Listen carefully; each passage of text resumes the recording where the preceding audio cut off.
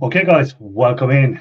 So tonight we're going to be talking about something that usually gets a little bit of a debate going between people: breaking electronics for parts or scrapping them out for the scrap metal. Which pays better? Which is the best? So we'll talk a little bit on that. So first off, welcome back to me, Scrapping Irish, and this live chat that we're about to have about making money from scrap, e-waste, everything, I suppose, scrap related, we're going to be talking about.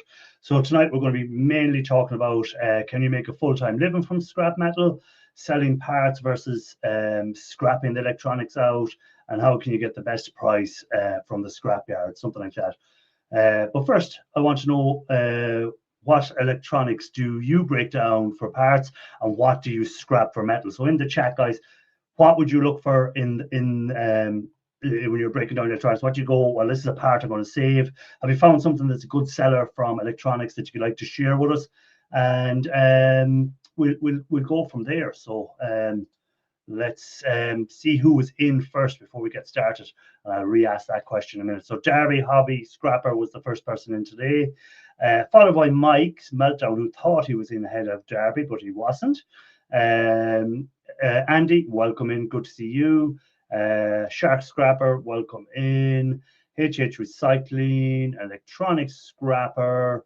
There's Darby again. My Vicarious Life, welcome in. Andy, E-Waste Mike, and Jonathan Anderson. Thank you for coming in. Welcome in, guys. Good to see everyone in. So, question I just asked there, if people can put in the chat, or if you want to go up on the panel and let us know, is there certain parts when you're scrapping out computers that you go, or electronics that you go, right, I'm going to hold on to this part because I know this can sell.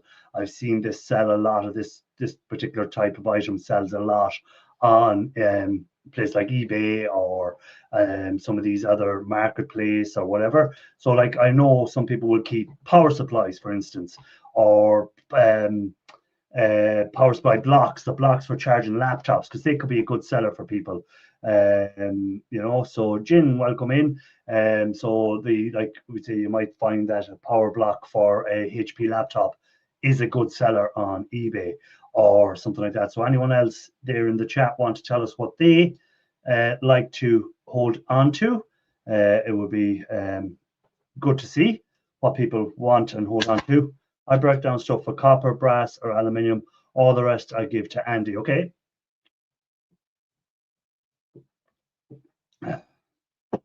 So, yeah, there you go, Andy. You've got. It's always good when you got someone who gives you electronic scrap that they don't want. They just want the copper, the brass, the aluminium, and then they are happy to get rid of the circuit boards and stuff to other people who then recycle them and break them down further for their precious metal. So it's always good to see that on it. Now, I did put a little poll out there, didn't I? Or did I? I thought I had a poll out there tonight. Did I have it out? I did. So at the moment, it's pretty even. It's saying that 45% of the people who voted on the poll break down the stuff for parts, 55% break them down for scrap. So at the moment, it's pretty even there. There's not much between the two of them. Oh, we have a guest in the basement. Give me a second, and let me bring him up. Paul Frost, welcome in. Good to see you, Shark Scrapper. Some of the memories worth resale, mostly higher DDR. Well, I think Shark spoke about that in his live, about selling the RAM if it's working because of the price of RAM. But it's to make sure it's working and testing it properly. And some people in his chat I've seen said you can buy a cheap tester for €30, but it doesn't do all the tests. It just gives you a connectivity test and a few other little results, but it doesn't tell you 100% how good the RAM is. But it gives you an idea that it is kind of at least it's conducting circuit through. The circuits are all working through it. So that might be a benefit. Welcome in, Shark, by the way. Good to see you. Hello. And US Mike, welcome in. As always, good to see you too, sir. Mike has a mug. Mike is not out in his shed working. He's having a day of rest. Is he, or is the weather bad? No. What's up, clown? No, that doesn't really answer the question. Like, No, I'm not. I'm not having a day of rest, or no, You the say weather. I'm not in the shed. Is the weather bad? I said no. What do you want? I want the weather forecast. It's going to rain tonight, really bad. There. Okay. But right now it is 65 degrees. Okay. Tomorrow it's going to be 28. So that is a big. Hey, Mike, extreme. did you file that harassment complaint yet? I did twice. Made sure it went Yeah. through. I seen that on Facebook. He was going to lodge a harassment complaint against you, Shark. Hey, Shark, when you were scrapping out stuff, did you ever come across parts you always kept for selling? Like, did you ever go, oh yeah, power blocks? Or I think before you got a lot of power blocks, didn't you, for chargers for laptops? Did you try selling them? How did that go? I had a buyer that would buy OEM AC adapters for laptops, and he paid really well for them. I didn't have to test them. As long as they were OEM labeled, then he'd buy them from me. But I reached out to him since I moved up here, and they haven't expressed any interest in continuing that. So I don't know if their market fell out from under them or what the deal was there.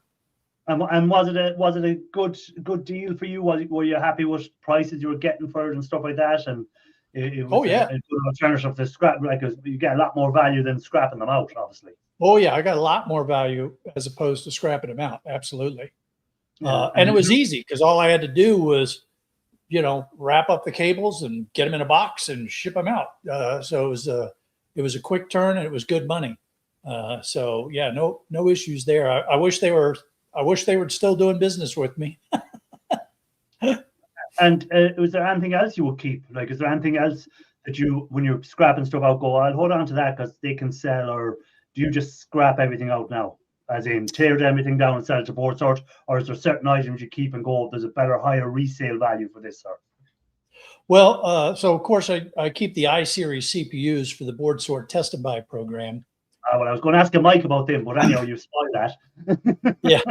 And, and I've sold a few DDR4, DDR5 RAM, even before the prices went nuts, I was still getting good money for those. So I've sold some of those. I've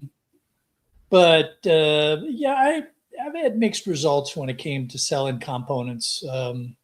Nothing that just stands right out as you should definitely do this. Sometimes it works, sometimes it doesn't. And I think a lot of it too just depends on the experience of the person with eBay or whatever venue they're selling on as to how successful they can be. Yeah. Because what about you, Mike? Do you ever hold on to anything for resell, like a marketplace or anything like that? Or is it just all to the scrapyards, all to board sort, all to your refiner? Yep. That's all I do. That's all you do? Okay. eBay's a pain in the butt. Yeah, because I do see people there and they constantly say to me, oh, you should try selling that on eBay, or you should try selling this on eBay. And I have no interest in it. I just don't have the time to be listing stuff and watching stuff and, then dealing with someone then saying, oh, this is not the item I thought it was going to be and all that sort of stuff. How about the people in the chat? Anyone there sell on eBay? Any electronics on eBay? No, you always get, if you find an old computer, as we all know, you'll always get the guy that's going to say, oh, you could have got 5,000 million for that up on such a place. A collector would have paid £1 million for that. But we all get that sort of story. But then, as we all say, when we tell them, oh, well, I have an extra few spare ones if you want to buy them, the crickets, that's all you hear in the background is crickets. So anyone else, dude? 5,000 million. Yeah, 5,000 million. Write that one out. 5,000 million. Isn't that 5 billion? I think it's 5 billion. Yeah, 1,000 million is a billion, so 5,000 of them is 5 billion. Wow. Electronic scrapper and what's called Andy are saying the fees on eBay now make it not worthwhile when they take their cuts. Their cut is huge, and the same electronic scrapper. What's called Jarvis said he never used to sell stuff. But does that mean you never used to? So do you sell stuff now? You use the pretense there. So does that mean you presently sell stuff on eBay or to other places? So there, somebody left a comment during my live stream that you should try to find your local repair shops, and maybe you can sell components to your local repair shops. And I have a local repair shop that I sell to. Hey, Kevin. But I kind of ran into a little bit of an issue with this guy because he was bringing me scrap and I was buying his scrap and then selling him stuff that he needed. And he was always pushing back saying, you know, I can get more from Board Sort. I can get more from this company. I can get more from that company. And so, you know, one day I said, well, then fine, go ahead and sell to them.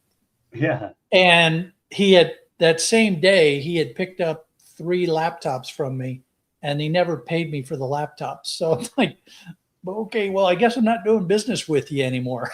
I guess that is finished. Kevin, welcome in. Kevin, do you ever sell any of the stuff you collect rather than send it to the scrap yards or send it to Board Sort? Do you ever sell any of the components or laptops if they're still working or anything? Funny you should mention that. Okay, go on.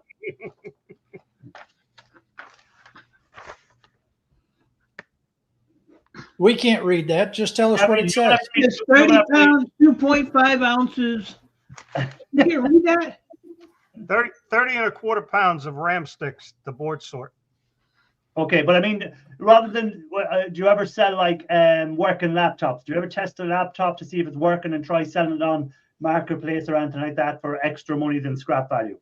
No, because it's not so much that I'm trying to make money off of it, as opposed to keeping my thumbs from getting tied up. So it's just a hobby. It's a hobby. It's a hobby. Okay, so it's again,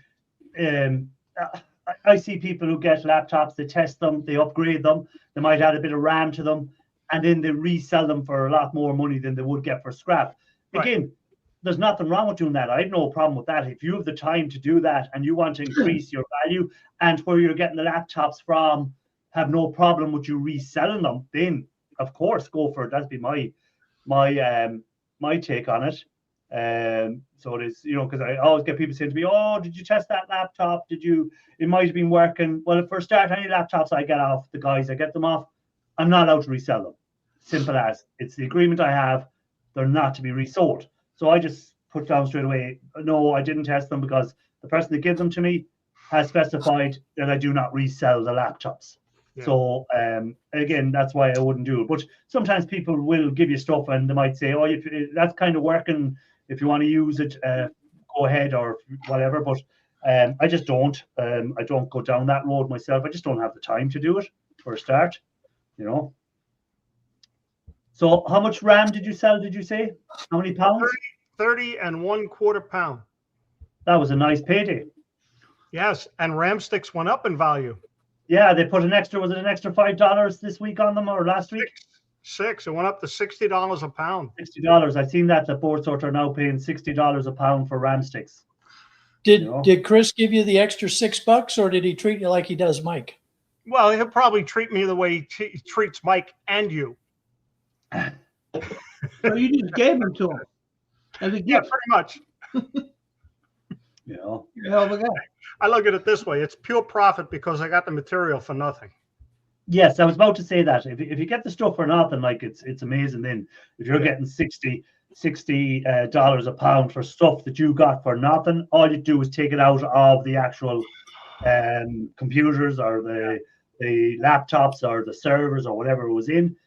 Then like it's amazing that way. But when you have to buy it, you have to be careful buying stuff. And but again, if you're buying at you can get $60 and you can buy at 30, if you're paying $30 a pound or $20 a pound or whatever you're able to get for it, you're still making good money. Yeah. You know, as long as you're not too close to the price you're going to be selling at. I've noticed since the price of RAM went up, not just to 60, but even to 54, Marketplace, there's quite a few people trying to sell 2 RAM sticks, 20 RAM sticks, 50 RAM sticks, and they're asking such ridiculous money. Yeah. Well, if you go onto eBay and you just have a look at what people are trying to sell a pound of RAM on eBay for, you know, like people are looking for $100 for a pound of RAM. Yeah. So like, you know, why would you pay that if you're looking to resell it for a start? Now, if you're trying to practice gold recovery or something like that, well, then maybe I can understand it. But if you're trying to resell or make money on it at $100 a pound, I'm afraid you won't be making much. No, it's more of a give back than a take. Yeah, I tried selling a vintage portable TV CVR, kept getting ridiculous lowball offers. Finally got sick of the stupid offers and pulled it down. Now, again, did you get that item for free? Because if you get it for free and they're willing to pay shipping, anything above scrap price is a profit. The way I look at it, if you're doing. But again, it depends if you had that, you know, if you've seen. Sometimes what can happen is you might see someone that's got a really good price for a vintage item somewhere. And you go, oh, well, I should be getting that sort of money. Sometimes it just happens to be that when that person put that item up for sale, there happened to be someone who really wanted it and they paid a bit more than they should have. But if there's not them people out there when you put something up for sale, sometimes it's like, do I need to get rid of this out of my way? Stuff like that, you know. Good day to you, freaking awesome as well. Thanks for being in. You know, it's funny. It's almost like the mindset when I would sell at a community yard sale or something like that. It's like, you know, I price things so that they will go away. You know, it's like $5 for something that would normally sell for, you know, that you would see on eBay for 50 or something like that. And then the people will come in and say, "Oh, will you take $2?" Like, no, it's $5. No. You know, and they'd say, you know, and it, you know, at some point it's like, look, I'd rather throw this in the trash than sell it to you for $2. And what's the mindset there, you know? Yeah, that's kind of maybe you were better setting $20 as the price and let them lowball you down to $10. And they think they were getting a deal, but you were actually winning. You throw it in the trash and somebody's waiting there behind a tree. I can get it for free now. Yeah, so we're waiting for you to throw it in the trash is right. So it is, but yeah, no, it's the selling side of it. I just don't get involved in it. You know, it's just something I don't do. I just don't have the time, and I just do the gold recovery. And when I get my pieces of gold, I'm happy with that. For me, it's more about the you know, getting the bits of gold. Once you get them little bits of gold, then you're happy, aren't you? You know, that for me, that's what it's about. I used to sell working TV components on eBay. I marked the boards with ultraviolet pin. Had a few people send me back their old non-working boards. Yeah, that's the thing about eBay is they'll always take the side of the buyer, not the seller. So it doesn't matter if you can say, well, look, this isn't the board I sent out. Then they still don't care. They just refund the money and you're left at the loss. So eBay was a really good thing. I think maybe 6-7 years ago, it was up till then. eBay was a good thing. Now most stuff seems to be overpriced and seems to be full of con people trying to sell stuff on there. I don't know. Maybe I'm wrong, guys. Anyone in there in the chat use eBay all the time and are happy with what they're doing on there? Let us know. You know, so I've had some folks that have reached out to me that you know, have explained to me how successful they are on eBay, but they sell full time. I mean, this one guy was telling me that he's got a dedicated team of 2 or 3 people that's all they do is manage the eBay sales for him. And so I think that you can do okay, but you have to put the time into it. You got to stay on top of it. You have to list things properly. You have to pay attention to your shipping costs. I mean, there's a lot that goes into being successful as an eBay seller. But even then, those folks have commented that it's getting harder and harder to do well selling on eBay. Yeah. Yeah. I'm going to put a question in the chat and then I'll ask the guys on the panel the same question. So there's the question. Did you start as a side hustle or jump straight into it full time? As in doing your scrapping, your e-waste, your scrapping. So anyone in the chat who's doing it now as a living, mainly, did you start as a side hustle first and work your way to a living, or did you just jump straight in? So Shark, I think we know the answer to your one. Go on. Well, so I mean, I was doing it as a side hustle for a long time, just very low level kind of hobby stuff. And then the company that I was working for got bought out, and they laid a bunch of us off. So I started Shark Scrapper because I was just tired of the business BS and games that go along with it. So I started as a hobby scrapper and then went full time after a few years. Yeah, well, I still just do it as a hobby. For me, it's just a hobby. I have no intention of doing it full time. So for me, it's just a hobby. Side hustle, bit of fun, doing gold recovery and stuff like that. Grandpa Kevin, what's it for you? Just a hobby, side hustle. That's it. Yeah. Mike, you do it full time. Did you jump into doing it full time, or did you start off as a side hustle? What was the question? Turn your hearing it up, Mike. I was reading the chat over here. I wasn't paying attention. Oh, all right, You Mike. know, That you make a full-time living. Your only income is scrap related. Did you start it off as a side hustle, or did you go straight in and decide I'm doing scrapping as a business? Why do you assume that is all I do? Well, Because besides complaining, what else? You told us that's all you do on Plenty of Lives, that your only source of I income. could be a drug dealer. I could be a pimp. I could be this. I could be that. You have to just assume that that's all I do. No, you told us your only source of income is scrap. So when you're not picking stuff up and things are quiet, you've no income coming in. He froze. Is he frozen, or have I just shocked him? No, he froze. he's frozen. One way of not answering the question, isn't it? You frosted his brain. Just get his broadband to freeze up for him. Let's see what people said. Shark, what do you mean legal? Trying to get to the next step. Okay, Jonathan, we'll talk about the next step in a few minutes. Welcome back. I started scrapping when I was like 17 with my dad. My dad used to do it. And then, we'd go and split all the money, 50-50, but I did all the freaking work. Because he was an old freaking crow like Shark up there. So then, after doing that, which I was fine with, I didn't care. So then he's like, well, we got to give part of that to mom. And I'm like, she sits in the freaking house and don't do a damn thing. I ain't giving her shit. So I quit doing it and I went and got a real job. But, in and out, I've always, scrapped between real jobs and stuff. But now it's full time until I die. Okay, that's a good answer. Watch call. I said someone saying side hustle. I began when I was food processing on the Indian break at the same time. I wanted to do with something with the motors. Then I found Ian on YouTube. Hooked ever since. Oh my God, Ian has a lot to answer for, doesn't he? Darby, I started as a side hustle and do it for extra cash.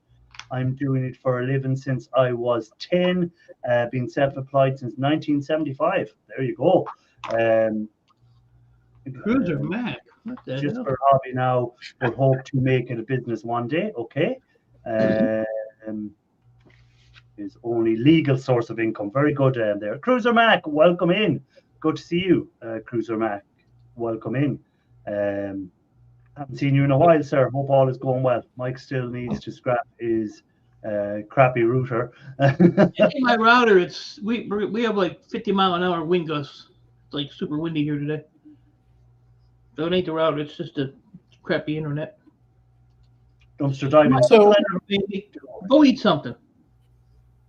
And I should add to that even when I was in the Navy, I was kind of a scrapper, because when I was a young officer in the Navy, it was back in the early 80s, and maintenance dollars were very low because we were building new ships so fast we didn't have the money to maintain them, And so a buddy of mine and I got used to do what some people refer to as midnight requisitions. Moonlight requisition. From the shipyard that was, down where we were. So, it was scrapping, just in a different way. There wasn't any money that was ever made, but, stuff was acquired that was needed to fix things on our ship. You procured items that you needed to keep the ship afloat. We moved them from one Navy asset to another Navy asset. Until we got tie-in buoys, artillery shells, and dropping them overboard, so you can mark them where you can go pick them up later. Yeah. Tell the truth, Shark. It's all right. Raphael Scrapper, welcome in. Raphael, welcome in. Good to see you. Hey, Raphael. Jimmy and friends, just Jimmy C and friends. I like to do a little scrapping because it's fun to smash stuff and figure out how things work. You're a bit like Ian Matthews. You like to know how things work.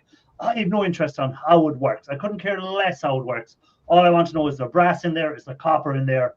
Is there money to be made out of it? That's mine. I'm always intrigued by the guys who love to know how stuff works. When I was younger, I used to like to know how stuff worked. I used to take stuff apart and clocks and stuff like that and see how they used to work and stuff like that. But then now I just scrap stuff because I want to see if there's any good gold recovery material inside. Ian likes to see how the hammer works. Yeah. What happens now, Shark? When you were in the military, and was there a company in charge of recycling that the military used? Would the military have a special company, or did they do the recycling themselves?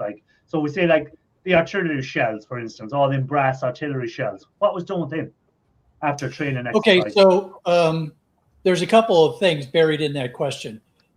So I don't know if it goes by the same name, but the organization was called DERMO, Defense Reutilization Material Office, I believe.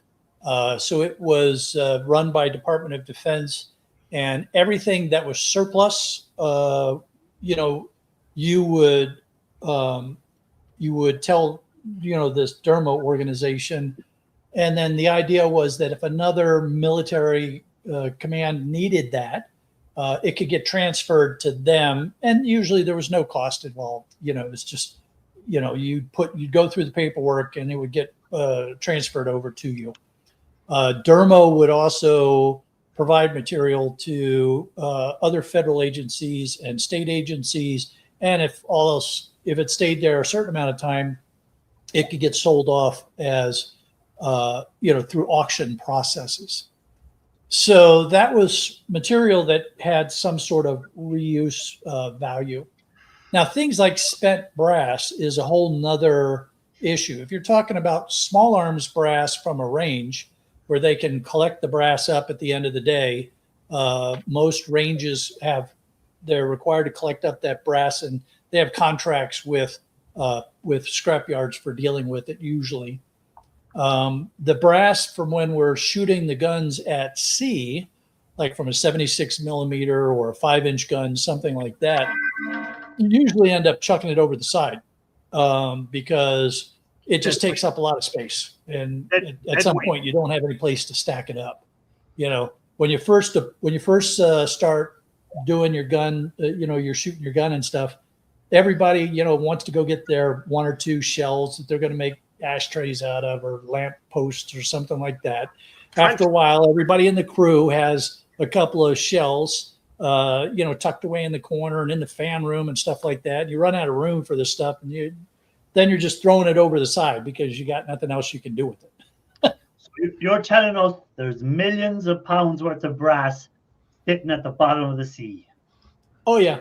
Along with gold, silver, bones, everything else. Yeah. Yes.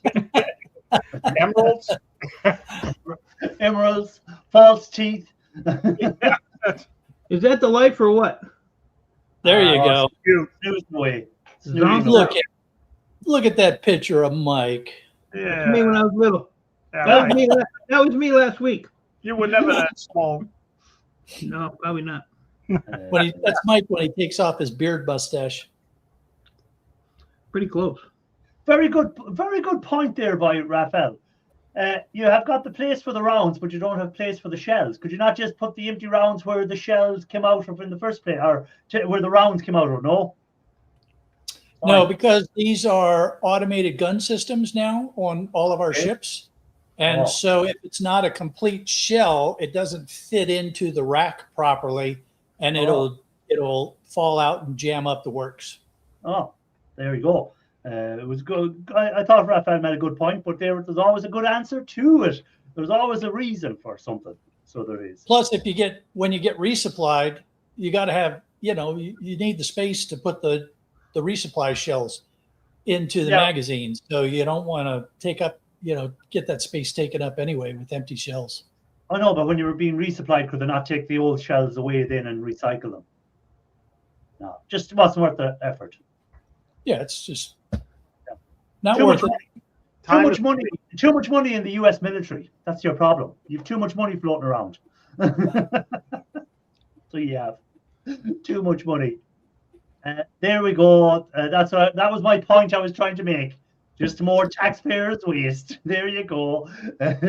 When you're not paying for it yourself, it's easy to get rid of it. If you were the person paying out the money, you'd be saying, "Oh, well, that cost me so many millions for all that. How much of it can I make back out of it from scrap?" Well, and it becomes there's also a cost benefit calculus that you do.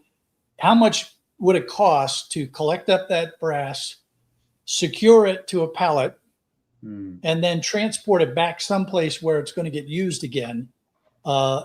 Is it worth that time and expense, or is it cheaper to just buy new brass? Yeah. Well, so there's a lot that goes into that discussion, more than just the cost of the brass.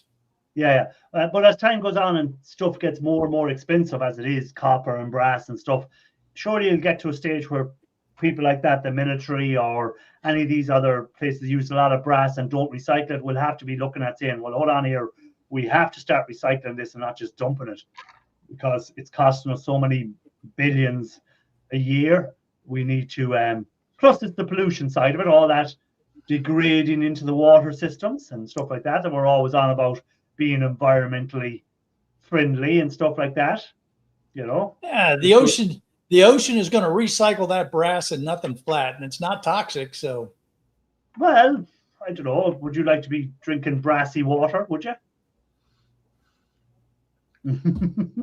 You know what? When you're out in the middle of the Indian Ocean and you're chucking brass over the side, it really doesn't matter. Might matter to the fish.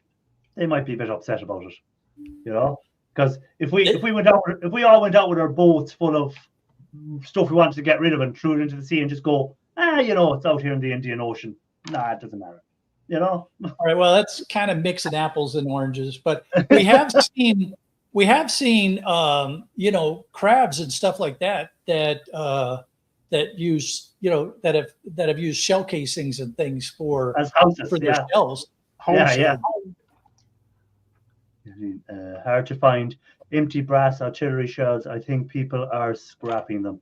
They don't realize collection pays more for them. Collectors pay more. Yeah, again, I suppose people would always like to have a nice big brass shell from a thing in their house. They might pay a bit higher than brass price for it to have one of these to put in their, these guys that like collecting military stuff. It could be another thing. But I'll go back to there was a guy earlier who said that at the moment he's doing it as a hobby, but hoping to turn it into a business from a hobby. How hard is it, Shark, to go from a hobby to a business? Because you've done that.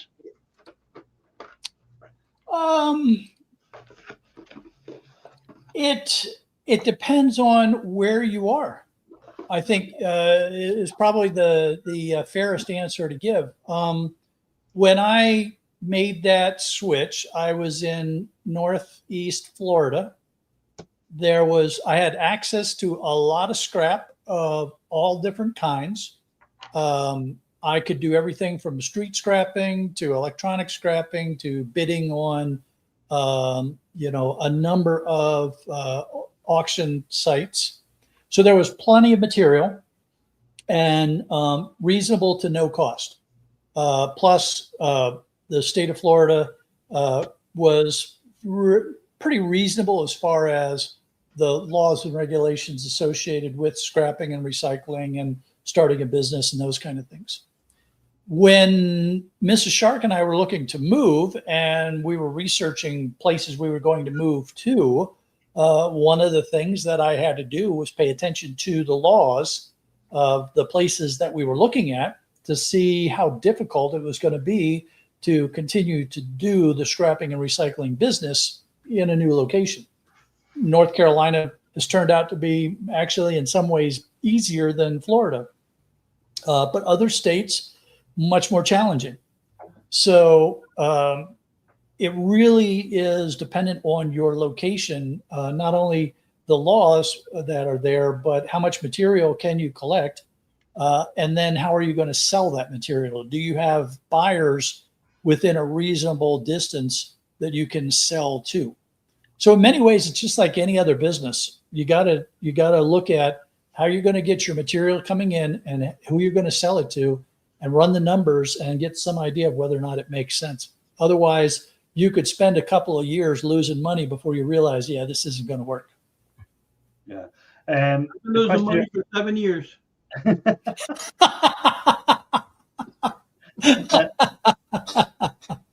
There's a follow-on question there for you, Shark. What are some good auction sites?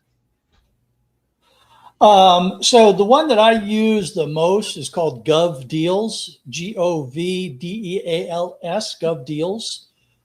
They've acquired some other sites that are all wrapped up underneath of the Gov Deals link. So yeah, if you just go to govdeals.com, you can search on auctions that are, say, within 100 miles of your zip code. And, it shows you everything that's within a reasonable driving distance. And you can crank that down to 50 miles if you want, so you're not driving that far. It's a very reasonable company. The way they run the site is good. I've only had one issue with them ever.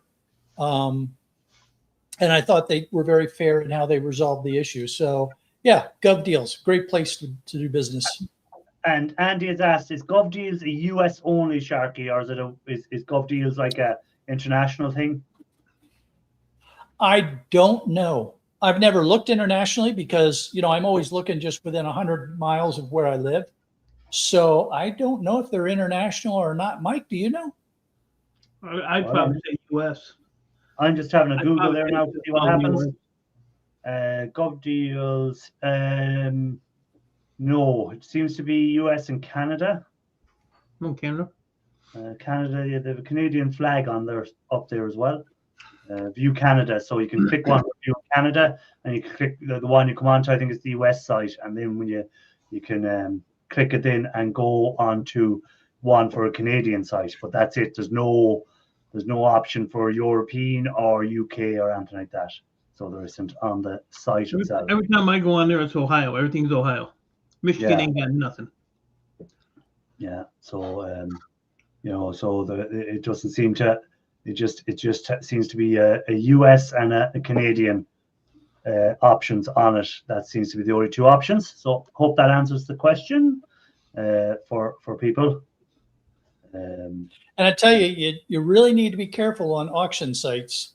Go into it slowly, get used to doing it, because it's really easy to make a very expensive mistake. Mm-hmm. Read the fine print too. Before you even put a bid in, make sure you read everything. Yeah, I think you had an issue, didn't you, Shark, before with a site where you bought, was it covert pipe or something like that, or some sort of pipe, steel piping or something, and then it turned out to be like 10 times the amount you thought it was going to be. Oh yeah, it was. So they had the auction was for culvert pipes that had been ripped up out of the ground and replaced, and the pictures that they had showed what would have been maybe 2 truckloads, and nobody was bidding on it. So I bid $1 and I won. And I show up, and I mean, it's a mountain a literal mountain of culvert pipes.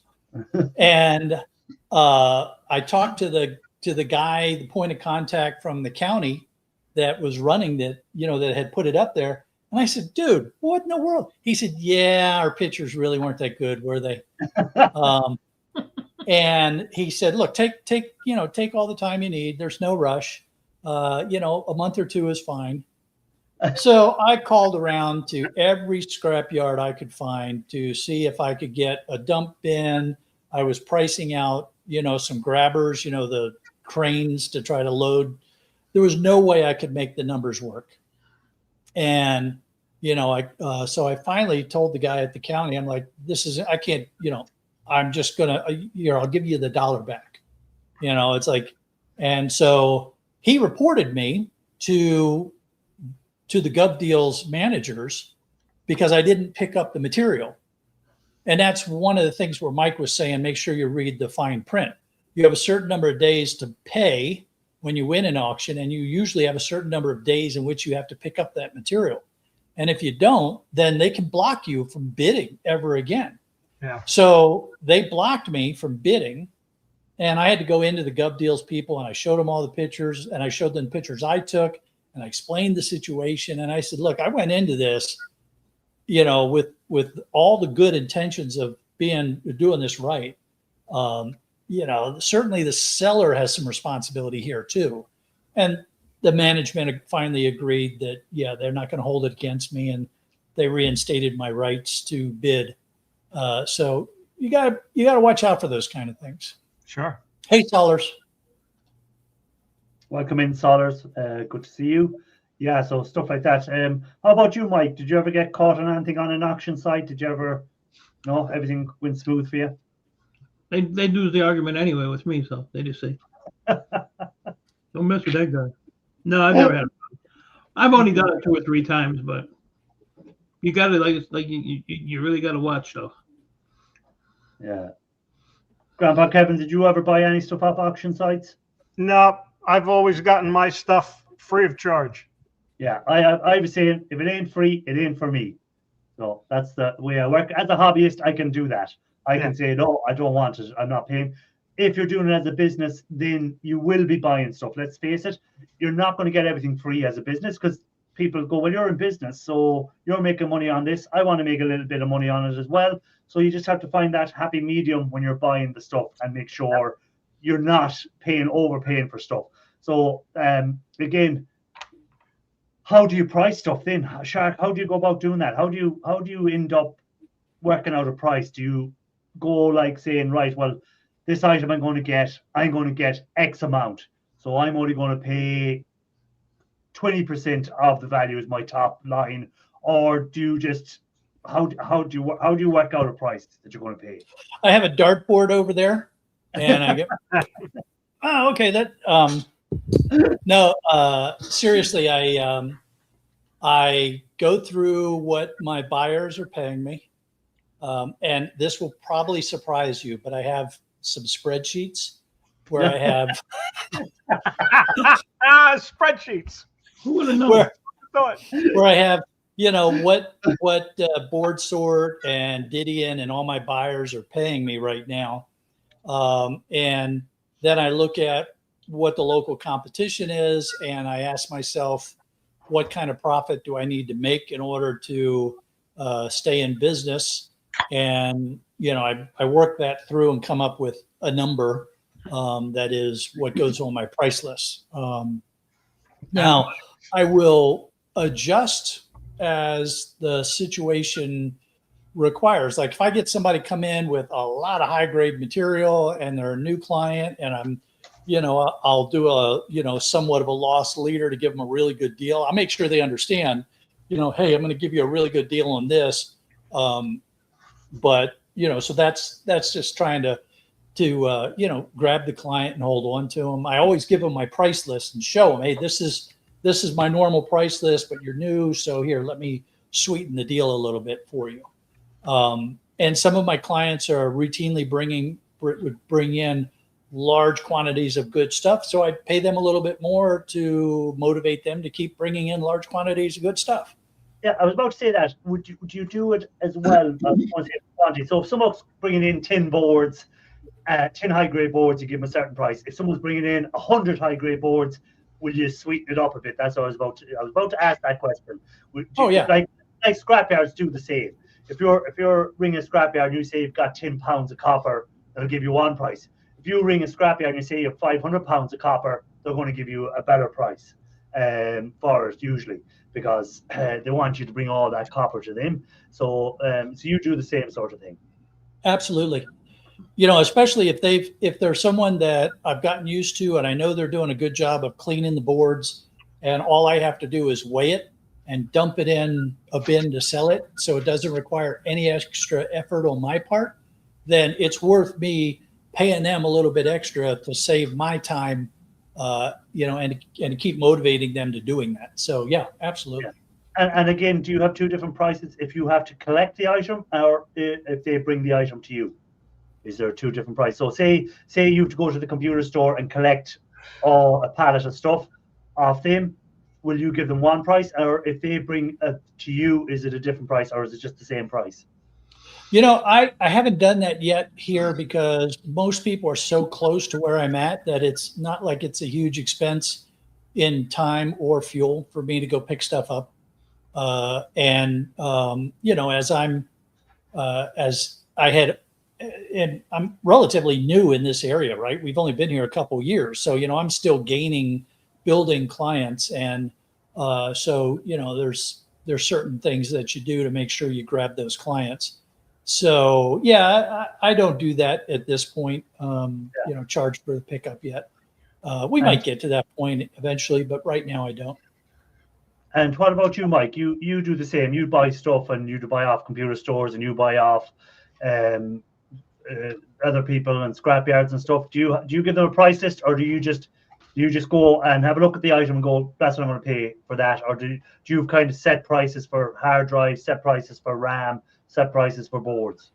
Yeah, it gets confusing with me because my computer stores, they want one price. I want to pay them another price. And I have one guy that wants to argue with me all the time. And I like literally went behind his counter, got on his computer, pulled up board sort. I said, this is what I make on this stuff. I said, so now we've kind of come to an agreement, X amount for this, X amount for that.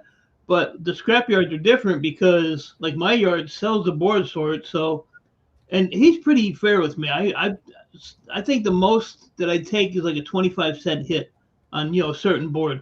But I mean, he pays me $1 a pound for complete hard drive. Board sorts, I don't know what, 60 cents, 70 cents, something like that. So a lot of the stuff that he buys from me, he's overpaying what board sort pays on a lot of the stuff. So I mean, it works out. But I have like scrappers and stuff that come, and I have a guy that brings me boards. And I've known him for a long time. So what I do is he pretty much separates all his boards. He knows how to do it now because I've showed him. So I'll weigh them all up and I'll add it up. I'll put it on Board Sort's website, where you can add up all your crap. So when I used to go to Board Sort, and then I say, I'll give you half of what, I'm going to make on it. Well, then, the price would go up and, I'd make a little. So now it's a little harder because of dealing with the scrapyard. There's so much difference that, I always have to, I print out a price sheet from the scrapyard. Every week he sends me a price sheet of up. So, now if I pay him half of that, he's not making crap, but he don't really care because he does it as a hobby. He's not a refiner. He's, he's like, he looks like one of them North Carolina boys, got the big old beard and the coveralls and the 1972 Ford pickup that he drives like this. And so you're assuming that he's a redneck? I think he's past a redneck. So you said a word earlier. It was what was it? Profit? Yeah. Can you spell that and tell me what the definition is? Profit? What's the art of profit and then profit? But yeah, with me, because I deal with so many different people, like I deal with the scrappers, I deal with the scrapyard, I deal with my computer guy, deal with the computer store. I just went down to Detroit this morning. Luckily, I got all that stuff for free. But A lot of times people just want stuff. I had a guy where I was getting all those servers from, and he's like, "Well, I know board sort." I said, "Well, I know the big man of board sort." I said, personally, showed him his name on my phone. I said, "I know the guy." I said, I deal with him all the time. But I said, "You're trying to sell this for top dollar. It's scrap. You're never going to get. Well, I can get 15, 20 grand." I said, "Yeah, it looks like it. It's still sitting all in here." So he's like, "I got a guy coming Friday." Friday came and went, and guess what? He still has all his stuff. I said, you want to get off of it, but you can't. You can only negotiate with somebody so long before you just get fed up and just tell them, I don't need to make no. What is it? Profit? Whatever that P word is. Freaking awesome saying instead of just turning in the hard drives for $1, I take apart and sell a pair of magnets for 20. So do you mean you get $20 for a pair of magnets out of your hard drive? Is that what you're saying? Because if you're getting $20 for the thing, I'm willing to sell you my magnets for $1 each, and you can make $19 on each one of them. I used to be able to sell those magnets on eBay, and it died out. It fizzled out. I had 4 5-gallon buckets heaping with neodymium magnets, and I ended up throwing them in the shred. I finally got rid of them because I got tired. I have loads of neodymium magnets, and I don't know what to do with them. So, like, if someone's getting $20 for 2 magnets, my God, I must be sitting on 20 grand worth of magnets. You got a gold mine. I'm sitting on 20 grand's worth of magnets. Yeah, so if you get $20, all I can say is that's freaking awesome. Yeah, that's freaking awesome. But you do need to be careful when you ship magnets in the mail. Mm-hmm. The post office actually has pretty strict requirements on magnets because they kind of have a nasty habit of getting stuck in the machinery. Mm-hmm. Yeah, they're going through the sorting machine and anything, boom, stop. Yeah, how come that 30-pound package is stuck to the roof of the machine? Yeah. Your man is in the back of the van trying to peel it off the side of the van to deliver it. And then neodymium magnets, they do stick. So they do. Yeah. They do stick. Finger between 2 of them, you'll know it. That's freaking awesome. And answer my question. Do you get $20? Is that what you're saying for 2 magnets? Or do you mean you get 20 cents? I don't know what he said. Let me see what he says. The past 10 years, I've been finding tools. It still didn't answer my question. Do you get $20 or not? That's what I want to know. If he gets 20, I'll send him to him for 10. I'll sell him to him for 10. I told him I sell him for $1. I have 1,000 magnets at least. You can have them for $1 each. Give me $1,000, and you can make 20,000 from it. No problem. And I'll freaking deliver him right to his door. I'm happy for him. I'm happy for him to make an extra 19,000. If I got $1,000 for my magnets, I'd be over the moon. I'll pull up in front of his house there, dump my buckets out in his driveway, and because I need my buckets, I need my buckets. Yeah. And the magnets will all be stuck to his car or something. One like big that. clump. Yeah. We go get Kevin's tractor to pick them all up. You're still not answering the question, freaking awesome. It's like you're avoiding it. The answer: do you get $20 for 2 magnets? That is my question. I'll tell you what. If he's doing that, that's a pretty good side hustle. Profit. Yeah, profit. A profit. I'm gonna wake up in the middle of the night. I'm gonna sit straight up in bed. Profit. You get $20. He's saying for a pair of magnets. Wow. Well, wow. That's all I can say. Wow, because I have thousands of them. So I wish I could get $20. I wonder how much Shark could have got for that really big hard drive he had with the. Did that have the big magnets in it? Yeah, that thing was freaking huge. Oh, I got to show you a hard drive I pulled out of my pile. Oh, I thought you were going to say pull out your piles. Go slow, man. You look like you pooped your pants. Starting to walk like Shark. Well, Shark won't be walking like that anymore, but his knee is fully healed. Oh, he'll still be walking like that. Yeah. Just as other leg will start bending the funny way instead of it was actually it was actually funny. Yesterday, I was out mowing the yard, and probably 3/4 of the way through cutting the grass, I was like, man, my right leg, the one that they operated on, the new knee, it was really sore, but it was a muscle soreness, like you've been working out too much. My left knee hurt like freaking hell. I could barely walk on it, so now I'm sitting here going, yeah, I may need to hurry up and get this other knee worked on. Please do swipe something to a 2.2 gigabibble. Say no to drugs. That's a micro hard drive. What did that come out of? It's specialized equipment, from what I understand, but it's just 2.2 inches. I was going to say it's just over 2 inches. Yeah, and I tore the cover off it to see what it looked like. You didn't cut yourself, did you? No. Oh, look at that. That's funny. I'm going to put that next to the hard drive I have from the IBM server. Yeah. That weighs. I've never seen a hard drive like that so small. That's the smallest one of them I've ever seen. I have this little thing that weighs about 1.25 ounces, and I have a 50 kilogram hard drive out of an IBM server. It's crazy. Wow. That's a so. Welcome in, See You Scrapping. No problem. What were you picking up, See You Scrapping? You can't just come in and say, I'm just in from a pickup. You have to tell us what was the pickup. What did you pick up? Like Neodymium magnets. Raphael Scrapper saying Nokia phones have little hard drives like that in them.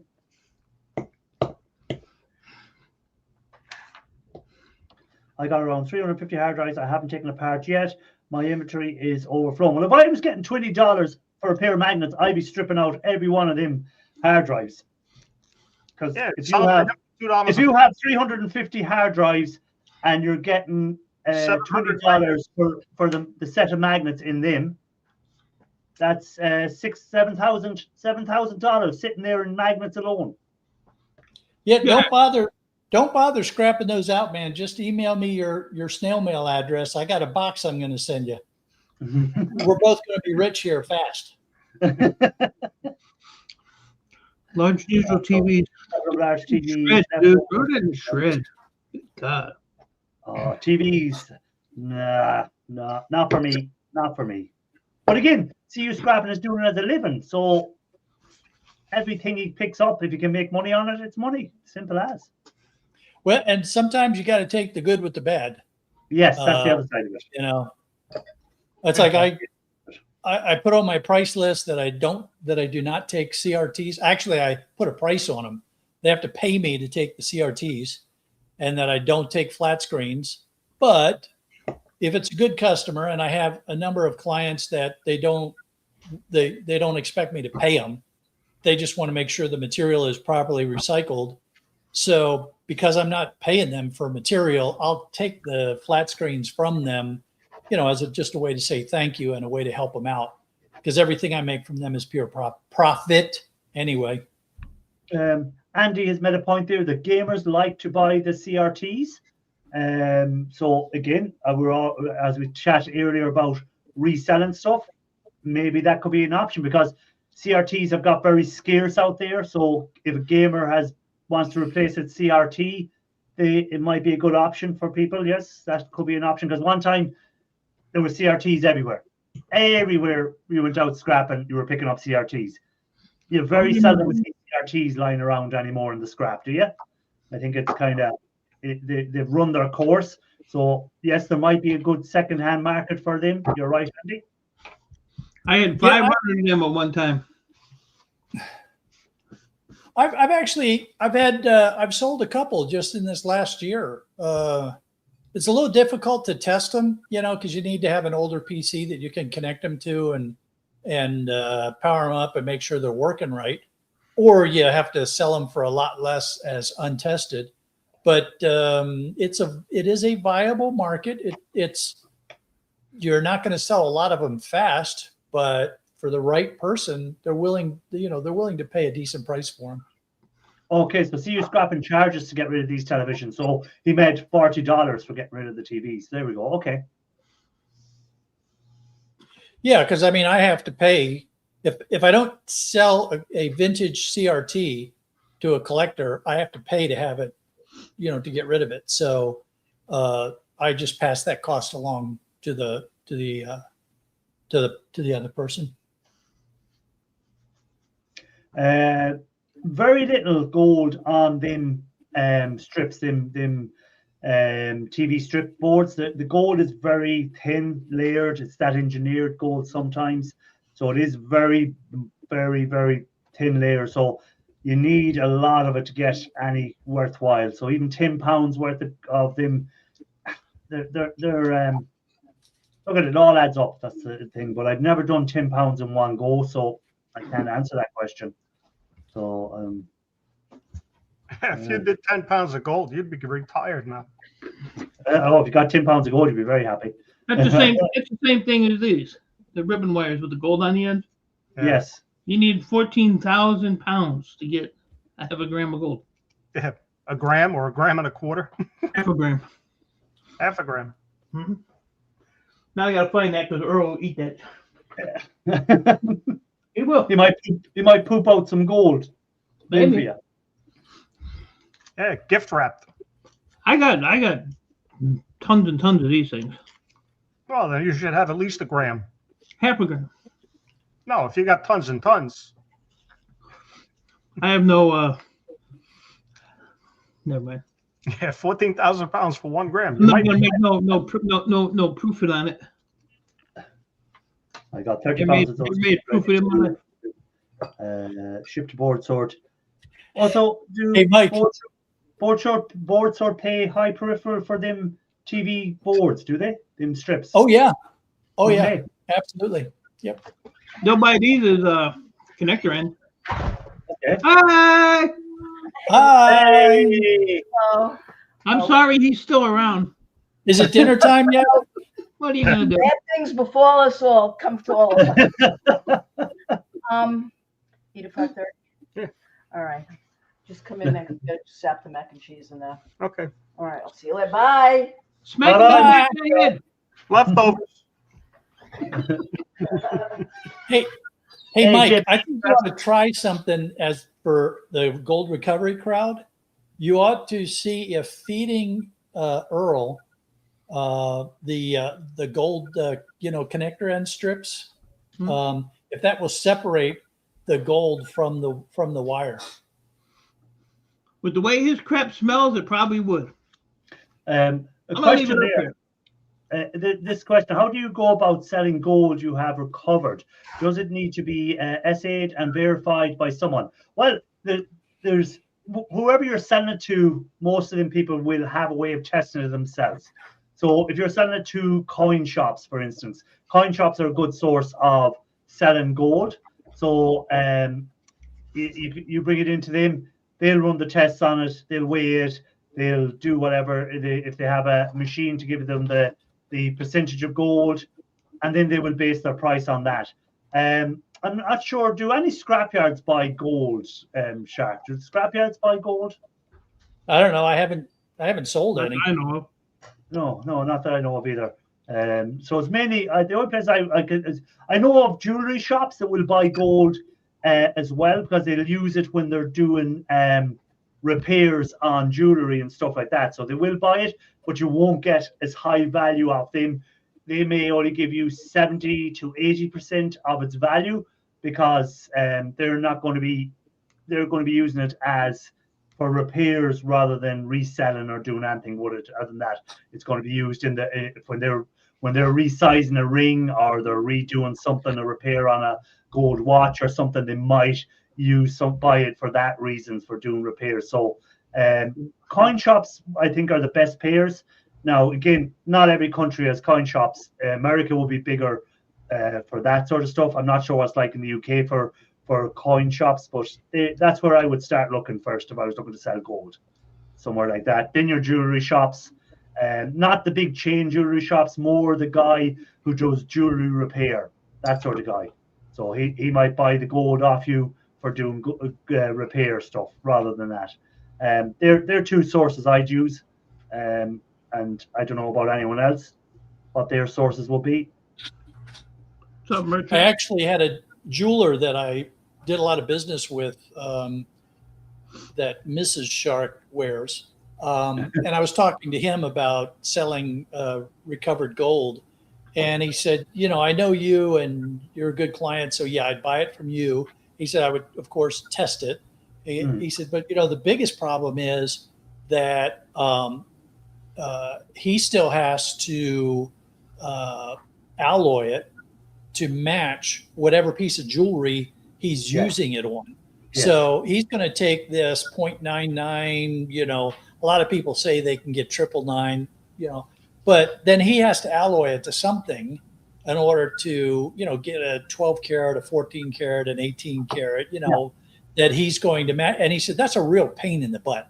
He says, I hate doing it. He said, it's much easier if you just sell me scrap jewelry that's properly marked, because that way I know what it is and I don't have to mess around with doing the alloy. Oh, well, yeah, good point. Welcome into Merchant Metals and Christopher, and who else I see coming in there? West Wickham Brewery, I said, was answering his question. Patrick Williams, and was there someone else that I seen coming in? Oh, Moxie, I said hi. Moxie was in earlier.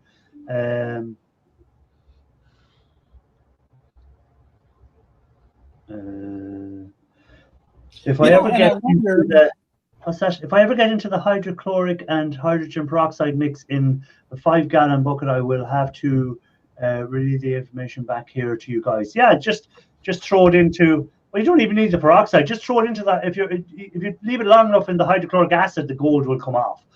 You don't have to put in the peroxide. The peroxide just speeds it up. That's what peroxide does. It gets the reaction going quicker.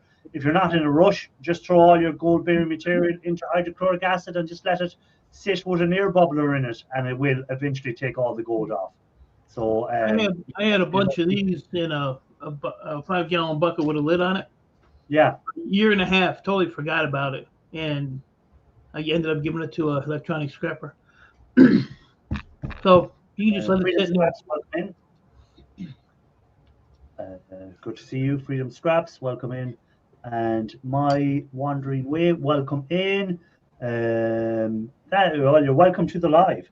We're about to finish up, but you're welcome, because we finish up just before 1:15. So we do, because Everyday Solars will be going live on her premiere. So we do finish up. So we're getting to that stage of the evening where I ask everyone what they've got planned for the week. So Shark Scrapper, what's your plan for the week? Pain. You just make Mike's week. When you say pain, Mike is so happy. He just goes, "Oh, another week of him suffering." I even just peed a little.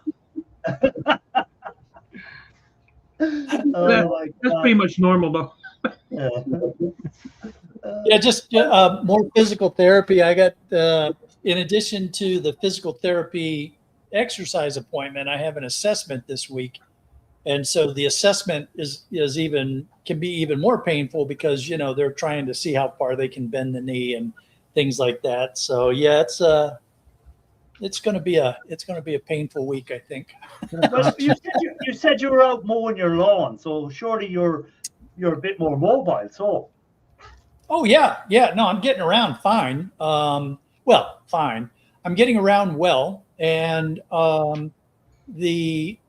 but physical therapists are trying to get you back to what a normal person can do in range of motion and such. So where my knee right now will bend to 95 degrees, an average human can get to 115 to 120 or something like that, because your knee has to bend more than 90 degrees just to go up and down stairs. You're bending back quite a bit further. So that's what they're trying to get to. And that means that they're stretching. When I go in for these exercises, they're doing things to stretch the muscles and tendons and stuff to get that additional bend. And the whole time I'm there, I'm thinking, Mike is so happy right now. Mike would be so happy. That's just an indication that he appreciates you. Maybe if they keep bending it like that, it'll just pop off. Oh shit. Well, I asked them about that, and they said no, there's nothing that they can do that's gonna that's going to break that joint that the doctor put in. So, yeah, I'm not.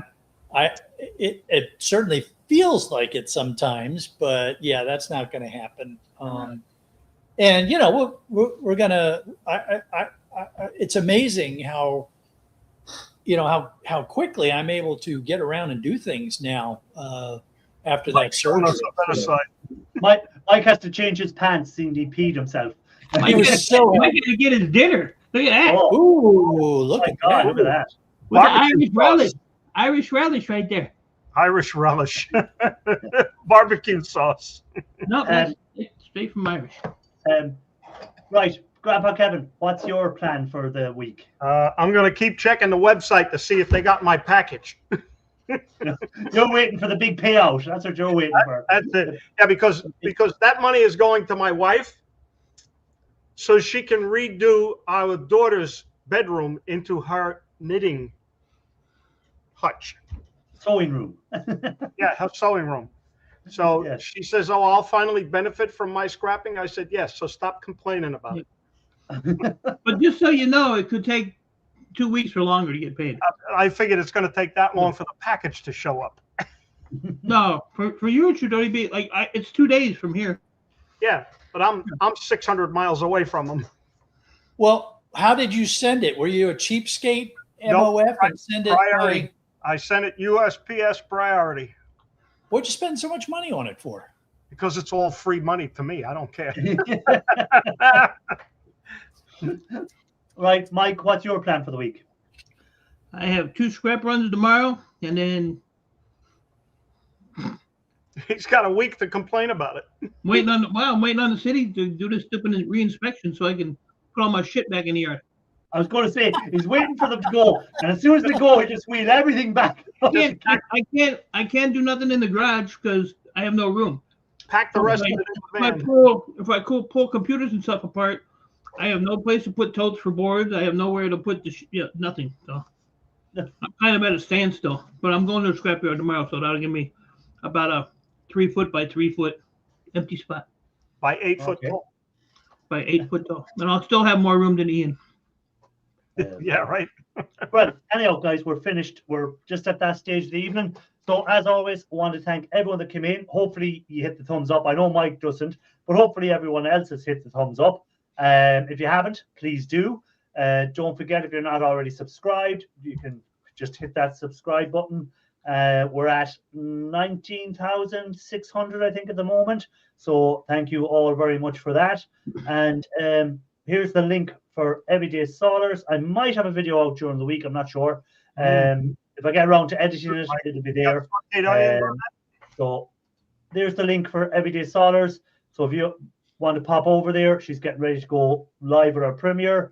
And till next week, guys, stay safe. And as always, scrap you all later. Thank you very much. Bye-bye. Enjoy.